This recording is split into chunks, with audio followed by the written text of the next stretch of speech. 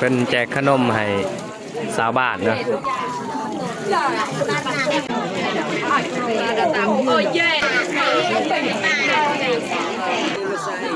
แบ่งเป็น2 กลุ่มที่ก่อน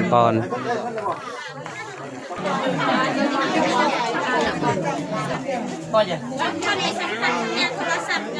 ยังป้อน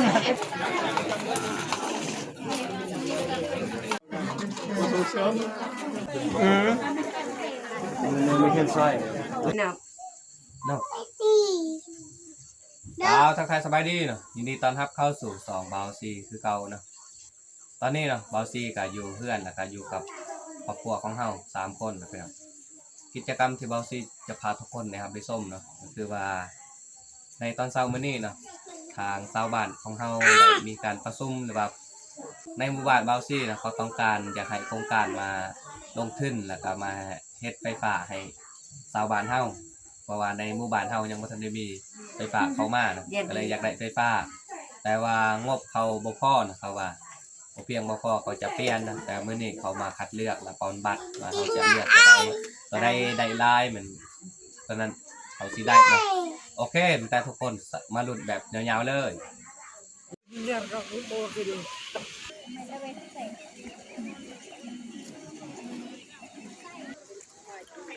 คือตอนนี้เนาะชาวบ้านก็กำลังขึ้นมา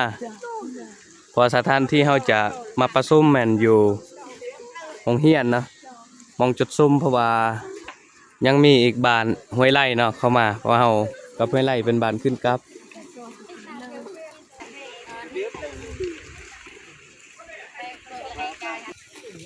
บรรยากาศยามเสาร์มื้อนี้ก็บ่ค่อยดีเนาะเบิ่งเนาะบรรยากาศนี่มืดอึมครึมฮอดโรงเรียนแล้วก็ว่าสถานที่ที่เขาจะมาประชุมเนาะก็คือว่าฝนตกเลยนี่โรงเรียนก็เพพังแล้วเนาะ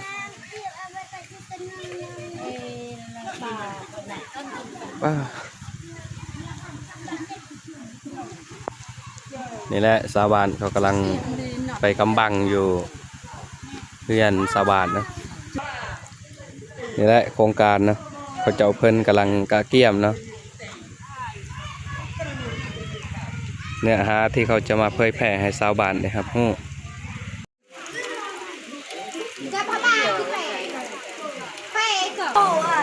่ช่วงหน้าฝนเนาะเขาก็อยู่เป็นจุเป็นกลุ่มเลยเนาะนั่งสูบกอกแล้วเรื่องแล้วก็หัวม่วนอย่างสนุกนะ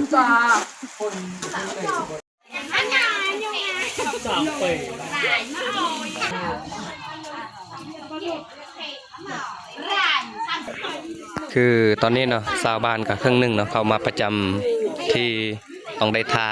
บ้านห้วยไร่เขามานะจึงเขาจะเริ่มเปิดพิธี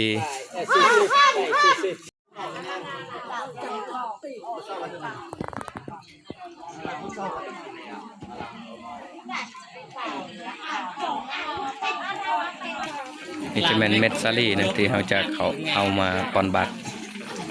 ไปหาลานยกอย่างนั้นอะไรเนาะ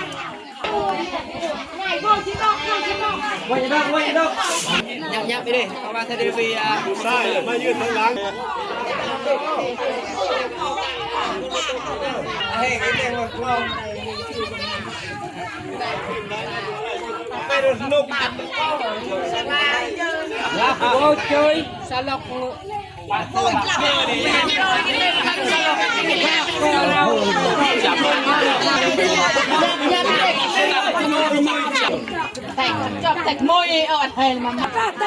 ก่อนเขาสิเปิดพิธีนะเขาเจ้าก็เอาภาพก่อนนะเพื่อเป็นหลักฐานโอ้กระเรกจิต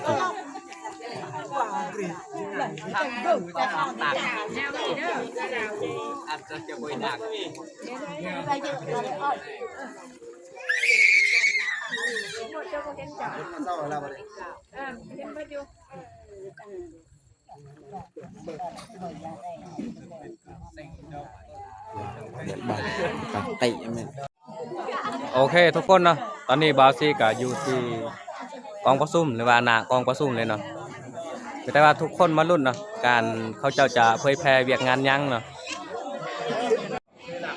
ยังบ่ทันเปิดพิธีนะเขาเจ้าหรือว่าชาวบ้านนะเขาก็นั่งเล่าเรื่องประสานกันว่าเขาสิเอาตัวใดก่อน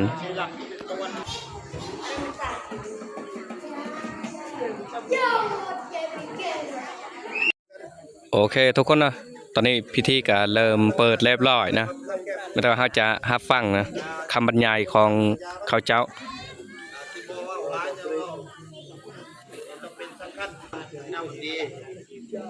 ห้องมะนาวการตัดสินกับทีมเป็นรอบก็มาบอกเฮียทางในบ้านเบิ้ลอันนี้หรือว่าบ้านไรนะคนบ้านไม่ได้เรียกเนาะมาบ้านนี้ก็มาดูอยู่แต่ว่าบริษัทคนจะตกคนยังมาเด้อคนตกเด้อยังมาแก่นพอเขามีงบกับปลายแต่ต่อมาเขามีเวียดเกี่ยวกับเล็กน้อยมีเขากับมีเงินร้ายแต่ว่าส่งเสริมเรื่องการกินการอยู่บ่อยากให้เจ้าขาดสารอาหารค่าไปโอนเงินโอนทองโอนคับอันนี้โดยเหตุทุกเจ้าเลือกเอากินสุดท้ายเนาะต้องกันก่อนง่ายมันได้กิจกรรมเจ้าแพนนะบาทไม่5 ปีเลยพวกเขาชิดอย่างบาทแพนรวมเนาะจะโมเมนต์ว่าแต่กลุ่มผู้หญิงกลุ่มผู้ชายเนาะแบ่งเป็น4 กลุ่มแต่ละกลุ่มมันชื่อเลือกอย่างไงหรอเรามาร่วมกันมาดิร่วมกันแล้วมาป้อนแกเนาะป้อนในสลีนี่สวยนะป้อนแกเนาะว่านี่เขามักอันนี้เขาป้อนใจร้ายมักอันนี้เขาก็ป้อนใจหน่อยเอาแกนหาแกนต่อ1 คนแต่ป้อนเอาแล้วมันนับอันนี้แล้วมันออกตัวนั้นแล้วมาวิเคราะห์เพิ่งเดี๋ยวงบประมาณน้อยๆเขาก็ไปอย่างไงคือว่าเขาก็เห็นเงินหุ้มบ่ปลูกตอนนี้หัวหน้าโครงการเพิ่นก็มาเข้ามาเผยแพร่เนาะว่าเขาจะเลือกหยังเพราะว่ามันมีในแผนแล้วนะแต่ทุกคนก็อาจจะเห็นบ่แจกนะแต่บอซี่หรือว่าชาวบ้านก็ได้รับรู้นะว่าเขาก็ตั้งใจฟังอยู่ครอบครัวตอนนี้ขอได้แม่นบ่กันหน้าได้2 เจ้าแล้วมันก็เบาที่คุณบ่ไปตั้งหวยบ่ไงปุ๊บแม่นบ่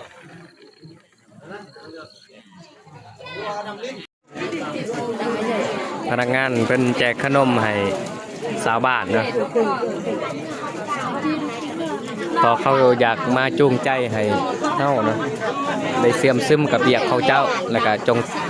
จะตั้งปฏิบัติในเวียกงานของเจ้า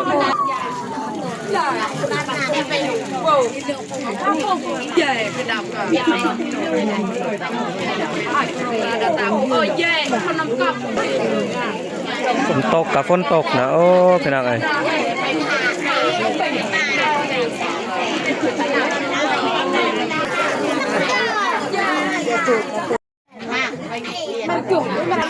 ในบ้านเพิ่นแจงเติมให้ชาวบ้านเนาะผู้ที่บ่ฮู้ภาษากลางเนาะจะอธิบายเป็นภาษาเฮาเพื่อให้ชาวบ้านประชาชนเนาะได้เข้าใจไปนํกันคือตอนนี้เนาะทางโครงการเพิ่นแบ่งเป็น2 กลุ่มเนาะก็คือว่ายิ่งกลุ่ม1แล้วก็ชายกลุ่ม1เนาะต้องได้เข้ากลุ่มละห้องเนาะไปพ่นไปเข้าห้องทรายปุ่นได้นี่ต้องได้แบ่งเป็น2 กลุ่มคือว่าผู้ชายเขาไปในเรียบร้อยนะบางคนก็ได้เข้าบางคนก็ยังเนาะ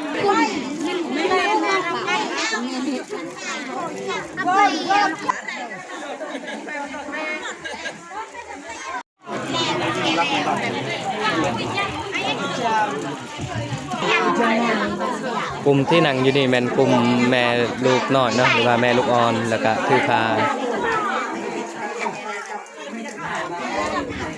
ซึ่งเรียกที่เพิ่นรับผิดชอบก็เป็นเอื้อยผู้นี้นะนี่จบงานใช่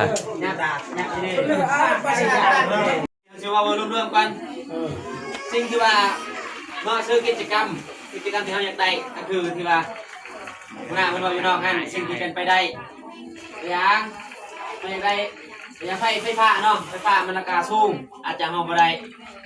แล้วเฮาคิดว่าตัวใดสำคัญอยู่บ้านเฮาให้เฮาสิเลือกเอาตัวนั้นเลือกซื้อกิจกรรมตัวอย่างน้ำลิ้น เนาะอาซินียังจึงต้องการดำเนินขนาดนั้นคือกัน นี่แหละของเฮานะที่ได้เลือกคือไฟฟ้าน้ำลินกับน้องปลาของน้ำของคะแนนที่เฮาประมวลเป็นไฟฟ้าสูงนะน้ำลินระดับกลางของน้องปลาต่ำของน้ำกลางแต่ว่ามาลุ้นกลุ่มอื่นหลังจากเขาเลือกแต่ละกลุ่มเรียบร้อยเนาะเขาจะมาโฮมกันบอลเดียวนี่แหละแต่ว่าทุกคนมาเบิ่งเนาะว่าคะแนนเสียงเขาได้ตัวใดหลายกว่า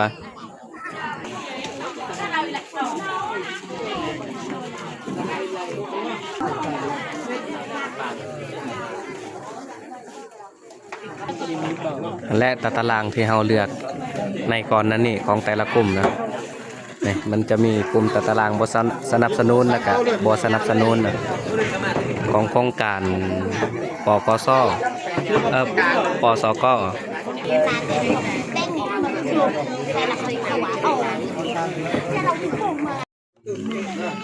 นี่แหละ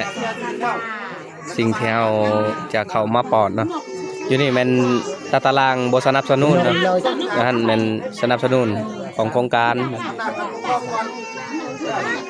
โดยลื่นเข้าไปเมียจักลุงนี่ค่ะนี่ในบ้านหรือว่าอำนาจปกครองบ้านเนาะก่อน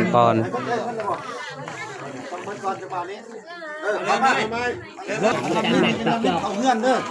เอาหูขึ้นมาเลยนะเอาเงื่อนว่าที่ผมทำแบบนั้นแล้วก็พาไปที่หมดนับมา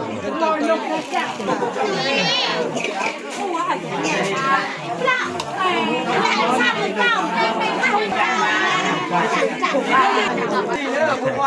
đời cái lan tuổi về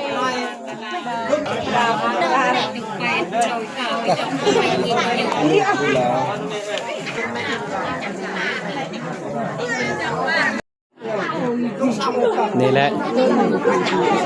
ซึ่งเขาจะมาเลือกเอา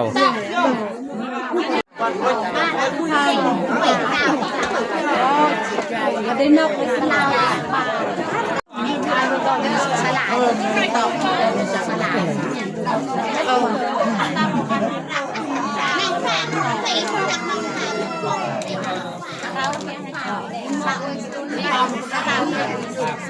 ปรับเดินก็ปรับเลยตมอดเยอะจ้ามผู้ถ่าย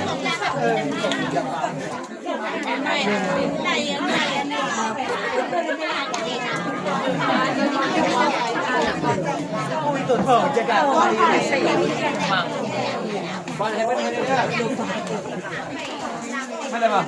พ่อจะยังพ่อนมาจะนี่เอายังนาเมื่อตะก่อนยังน้อยคนตกเนาะ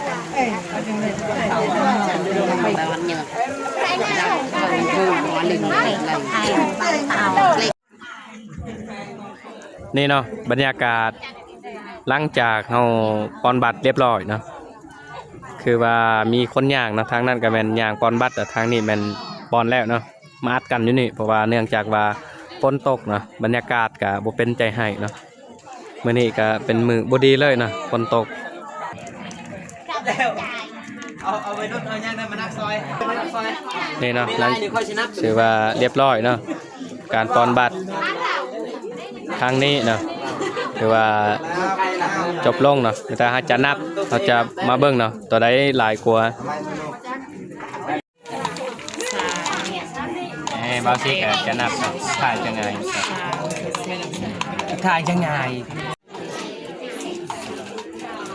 เราคะแนนเสียงเนาะ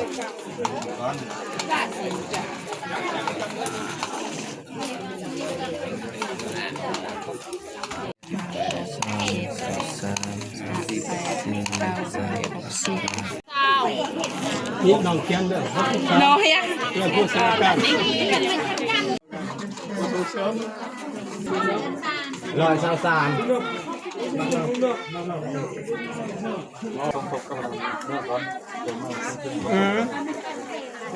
ไม่เข้มใช่ส่งกันได้ลงนี่แหละลงไล่ไม่มีปัญหาตัวนี้เป็นบริมาซิต5 ปี ที่พวกเราจะสืบต่อในน้ำใจอาจจะเป็นโครงการปสกกาแมนโครงการรัฐกาแมนเนาะอยู่นี้แต่ว่าตัวชี้ฟ้านี่มันอยู่ในกรอบของการสนับสนุนของโครงการปรับปรุงชีวิตการเป็นอยู่และปรับตัวการเป็นนิฟ้าการนั้นนะตัวปรับเฮ็ดดีแล้วอยากได้แต่ว่าเบิ่งงบประมาณก่อน นี่คือชาวบ้านเฮาต้อง นี่สอง ไฟฟ้านี่คะแนนเสียงนี่สูง นี่สาม จัดอันดับเลย นี่อันที่ห้า เรื่อง เนาะ นี้มันโครงการบ่สนับสนุนนะ อันนี้เป็นที่รายการนี้ตัวจริงคาว่าตัวนี้บ่ได้ปั๊บก็จะตกมาตัวที่สองมาเรื่องตัวที่สองถ้ามันเหลือก็เป็นตัวที่สามหรือว่าตัวที่สองมันไปแต่ต้องหรือว่ามีผู้เอาให้แล้วหรือไปซับกับโครงการอื่นมันก็จะเป็นตัวที่สามอันนี้มันจะเป็นอันนั้นเราจะปล่อยขึ้นอีกตกไปและกระบอกซ้ำซ้อนกับผู้อื่นขอเงินอันเดียวกันรัฐบาลให้กัน เนาะงบมีอยู่ 43,000 เหรียญนะ ในใส่ย่างน้อยก็30-40 ล้านเลย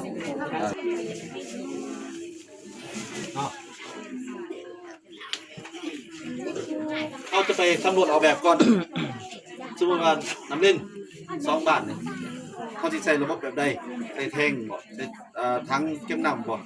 ใส่คอมพิวเตอร์เขาตัดเงื่อนบ่มันมีจักรราคาเงื่อนระดับ นี่แหละผู้ที่ไปลงประกันนะอยู่ในบ้าน มาใส่ละพร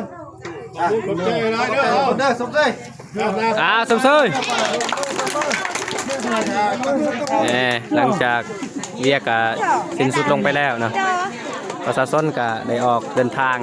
เมื่อเฮือนไพมันเนาะ